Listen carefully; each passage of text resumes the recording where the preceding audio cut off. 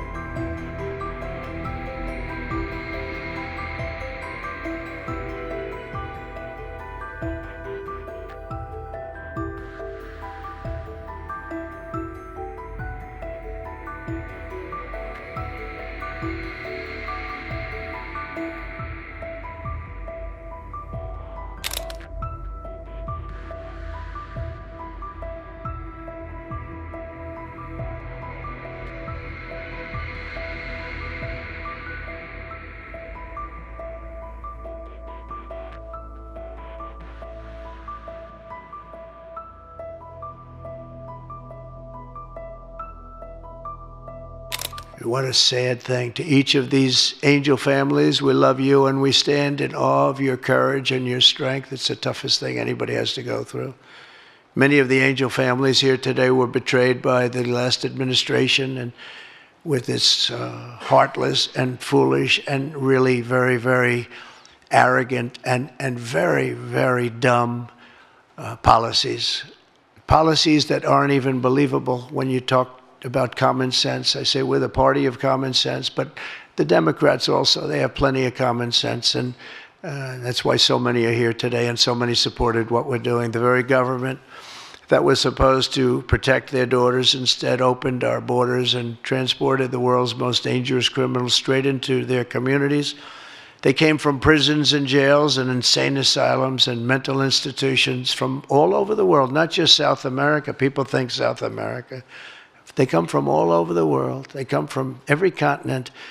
And they came here by plane, and they were loaded onto buses, and they were driven right up to our border, and they drove right through the border, and nobody even said a word to them. And in those buses and those cars and those trucks were some of the meanest criminals anywhere in the world. As of last September, 425,000 illegal alien criminals were roaming free, including 13,099 convicted illegal alien murderers, of which about almost 50% killed more than one person, and they were roaming all over the country in our farms, in our cities. Under the Trump administration, we're moving with urgency and speed to get these vicious and violent criminals the hell out of our country and to restore law and order to our suburbs, our cities, and our towns. And we're going to do it with Tom and with Christy and with all of the people that are working so hard on this. This week, compared to a comparable time a year ago, think of this, the number of illegal border crossers has already fallen by more than 100%. And because the election was coming, they started getting a little bit tougher on the border. They tried to follow our policies, and they did much better, but it still was horrible. The numbers were still horrible, so that's 100% over those. They only did it because of the election, so they knew what they were doing was wrong. And those who do cross the border, and you're seeing that every time, all you have to do is turn on your television set or pick up a newspaper, or read any form of new media, because we have a lot of new media today, fortunately, that's letting the word get out. But they're watching these people be captured and removed from our country. ICE arrests have risen by 15 times in just a short period. And over the past 8 days, the heroes of ICE and Border Patrol, we can never forget Border Patrol, those people, I've gotten to know so many of them. Our border czar, as you remember, never went to the border and never made a phone call. She was the border czar. She never made one phone call. They went to the heads of border. They went to the heads of ICE. Did you ever get a call? No. And she admitted she never made one call, but she was the border czar. And that's exactly what our border was all about. The heroes of ICE have arrested thousands and thousands of illegal alien criminals, including hundreds of gang members, traffickers, child predators, terrorists, and murderers. For the first time in history, we're loading dangerous and illegal aliens into military aircraft and flying them back to the places from which they came.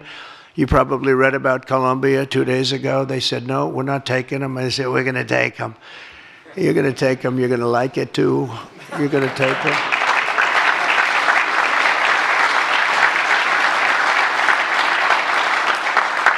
They talked about, we're not going to take people that are in shackles. I said, well, but the people that are in shackles are murderers, they're drug lords, they're rapists, they're very tough people. They make our criminals look like very nice people. That's about the only thing that comes out of this. And I say, could you imagine you're a pilot on the plane and you have your co-pilot and you're sitting there and you have 150 people, no shackles, and they like to murder people? This would not be a good flight.